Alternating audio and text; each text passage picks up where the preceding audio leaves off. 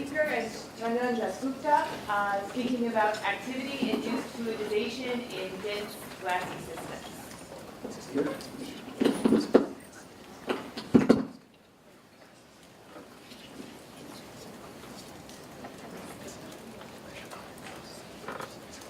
Well, I'd like to begin by thanking the organizers for this opportunity to present to you some of our recent work on glass transition in active systems. This work was done at the Indian Institute of Science with the pointers, with two graduate students and also with a colleague who is actually our source of information on biological systems, and as we'll try to explain, this work actually was motivated by some results that he brought to our attention. My first paper actually on these things is my first sort of foray in this area of active materials, and learning a lot about these things in this conference. Anyway, so I mean, this paper has just been accepted for publication in Soft Matter, and it should be available online there. So this is a brief outline. First I'll say a few things about motivation, and as I'll try to explain, this work was motivated by some observations in some biological systems. I'll say a few things about earlier studies of the effect of activity on glass transition. Then I'll define the model, present the results and conclusions. So first, I'm sure, of course, I mean, everybody here knows about activity, so I don't have to spend any time on that. But I should say one or two things about glasses, and again something that has been discussed earlier, even today in this conference. So basically what we're interested in is basically when you look at a system of particles and you take the liquids at high temperatures, rapidly quench it to a temperature which is below the crystallization temperature, system is in the supercooled liquid, and what we're interested in is basically the dynamics of the system in the supercooled liquid, and in particular how the dynamics behaves as one approaches the so-called glass transition. And the main physics or the main interest in this material, in this kind of phenomena, is basically the fact that relaxation becomes very, very slow as one approaches the glass transition. And we are interested in basically how the viscosity increases or how the relaxation time increases as, let's say, in this system, one reduces the temperature towards this glass transition temperature. And there is one thing that I would like to mention, because I mean, I'll be using this form later on in analyzing our data. There is a particular functional form which is called Vogel-Fulcher-Kerman form, which has been used by people very much in this field to try to sort of model the growth of the relaxation time as one reduces the temperature. And this is the particular form, and there is a parameter here which is called kinetic fragility, and then there is a characteristic temperature. And if this form continues to describe the behavior, then this predicts that at this temperature the relaxation time would actually diverge. So the VFT temperature that you get from fitting your data for the viscosity or relaxation time is taken to be a measure of the glass transition temperature. So we'll be using basically this form to understand what is going on when you turn on activity. As I said, this was motivated by an experiment which was brought to our attention by our colleague Madan Rao. Basically what, I'll not really go into the details of this experiment, but what they found is that bacterial cytoplasm, basically under normal conditions where the bacteria is sort of physiologically active, behaves like a liquid. Whereas if you basically do something to the system such that this physiological activity is turned off, then the system begins to behave like an amorphous system or a glass. So by turning on or off activity, one basically can go from a liquid state to a glassy state. And just one set of experimental data where one is looking at the mean square displacement of some tracer particle in this cytoplasm, and it shows basically diffusive behavior. There is a saturation because one is confined within the cell with a finite system, so at long times it saturates, but there is diffusion. Whereas if we turn off the activity, then one finds that it doesn't diffuse at all. So here we have something that behaves like a liquid. Here I have something that behaves like a amorphous solid or a glass. So by turning on or off activity, one can go from one state to another. And this is basically the physical process that we'd like to understand from our work. There are other experiments also, since time is limited, I will not really go into that. But basically the questions that we try to address are the following.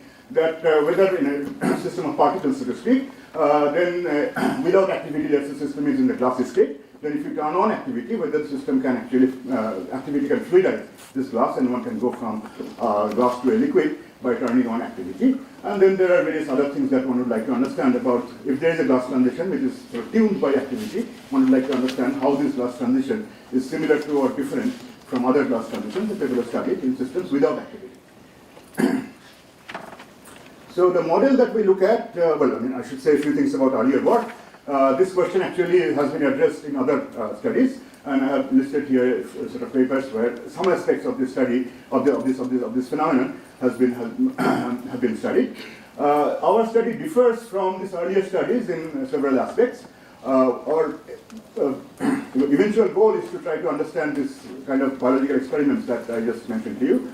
So we tried to study a model which is sort of closer to these biological systems as compared to some of the other Hartshire type models that have been studied in these earlier studies.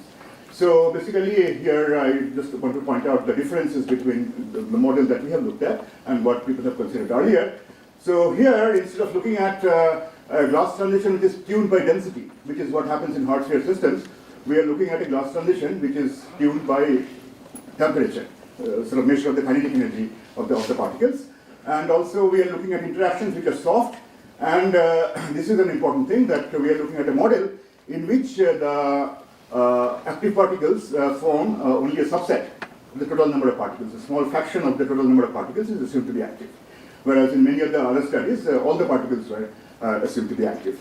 So I believe that this kind of model perhaps is closer to the biological system as compared to what was done earlier. So what is the model? Again, I don't have time to go into too many details. This is a model which has been studied in great detail in earlier studies of glass transition in thermal systems, which is a binary Lennard-Jones mixture. It's binary because one doesn't want to have crystallization. So a binary system basically prevents the system from crystallizing at low temperatures. So it's exactly the same model, except that, it's a binary system. There are two kinds of particles. And now what we have done is we have taken the minority species and given them activity. And then try to see again by simulations, two kinds of simulations. One is basically molecular dynamic simulations, and the other is Langevin simulations, overdamped Langevin simulations. Try to see, look at the dynamics and try to see what happens to the glass transition that has been well studied in this same model in the absence of any activity. So this is a cartoon where you have this A-type particles, which are majority particles, and then there you have B-type particles. And we endow these B-type particles with some activity, which is very similar to what have been done earlier. So by activity, I basically mean that these B-type particles experience a force, active force, which basically is reset after a persistent time tau p. So there are several parameters in this model. One is the this persistence time. One is the magnitude of this active force that this active particles experience.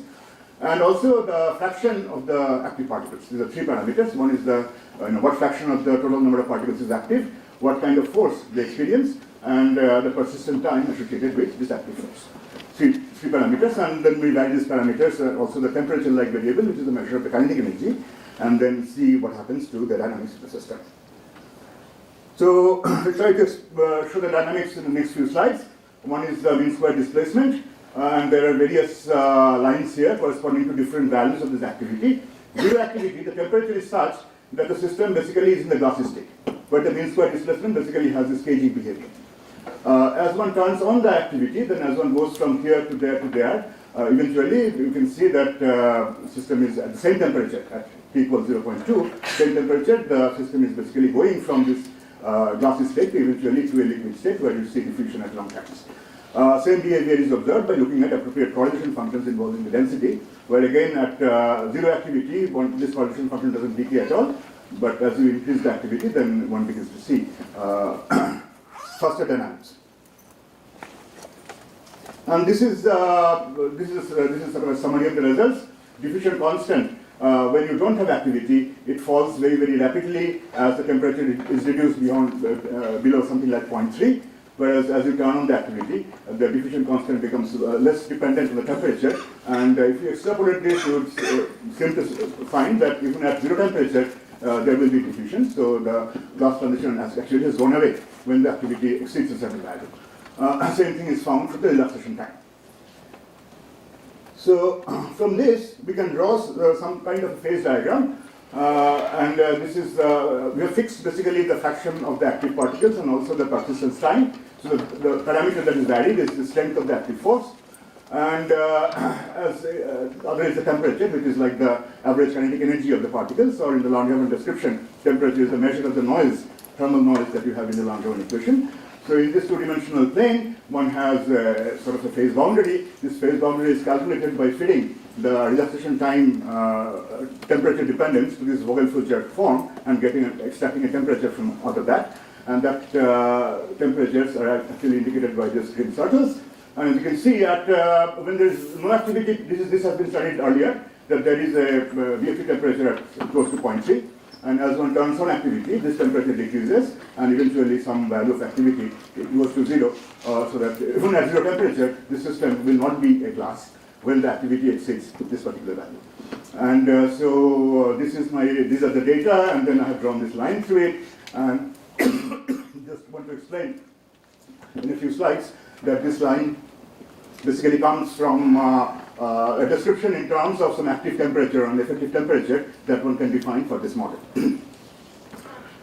Quickly, I don't want to go into these details. There is some structural change that one can sort of see by looking at appropriate radial distribution functions.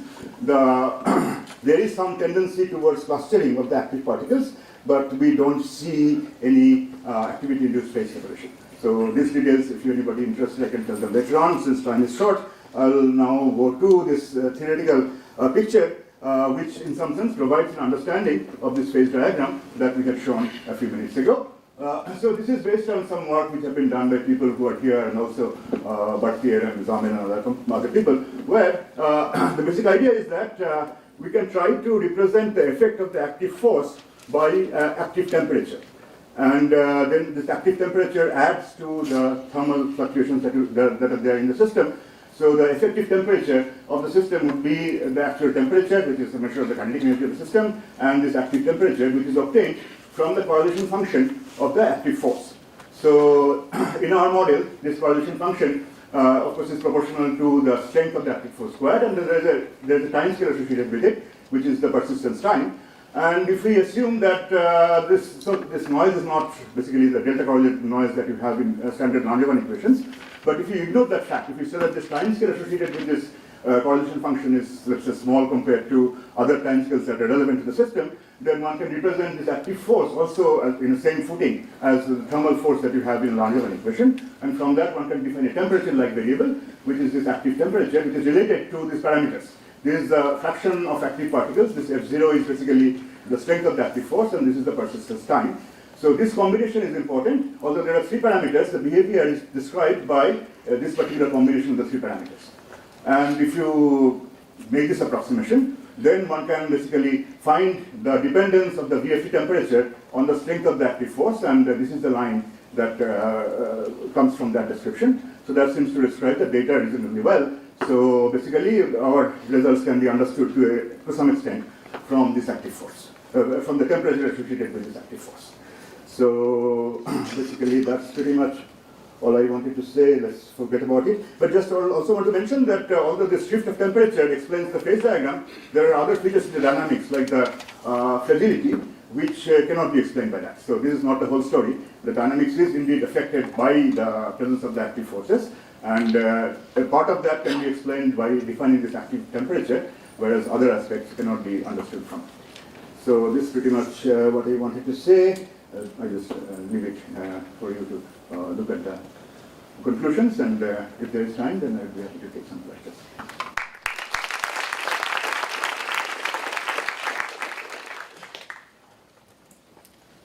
So I'll start with the question first. At the end, you said there are some features which you say can't be determined simply by in terms of a temperature, which is the sum velocity or force squared times the persistence time. And so one of the things that I think like Spilka has worked on, and we've worked on in our group too, is to try to understand sort of how the energy, because with fragility you think about energy barriers and non-homogeneous behavior. And so how sort of the effect of energy barriers change, say, with the persistence time. And so we've done some work that shows that actually the sort of, in these dense glassy systems, in several cases, both particles and SPV models, you actually sit on top of the low frequency normal modes of the Mhm. inherent states with the probability that goes like 1 over omega squared, where omega is the eigenvalue. And so that gives you a deeper sort of way, and that's an analytic result, right? So that Mhm. gives you an idea of where the non-Arrhenius behavior might be coming from. Yes. Yeah. So yeah, I mean, if you look at, for example, inherent structures that you get from this kind of a system, and then look at the low-lying eigenvectors and eigenvalues, how they will differ from the ones that you get without activity is something that we are interested in. Yeah, so there's some analytic results on that, actually. Yeah. How much does the temperature satisfy, the effective temperature satisfy like a fluctuation dissipation relation in the fluid phase? Well, the effective temperature here has two parts. One is basically the term that comes from the average kinetic energy, and the other term comes from this active temperature. And it will not satisfy, I mean, this is the fact that, the correlation time associated with the second part is finite. It means that, and in the Landauer description, the friction is just a constant, means that it will not satisfy the fluctuation expression here. But the extent of that will depend on the strength of your active force. Okay, so maybe one more question while Frank comes to this. A quick question over here. If I understand correctly, in addition to the Langevin, you also did kind of some almost MD versions. MD, yeah. Do you have to? I would think you'd have to be really careful with how you thermostat that system if you have these extra Yeah. fluctuations. Is Yeah. that right? That's correct. So we used a thermostat that has been used in many other equilibrium studies, but to check to what extent, what we call temperature that is coming from the thermostat is the actual temperature, we also did this Landauer simulations to check against that. All right, let's go ahead and thank our speaker again.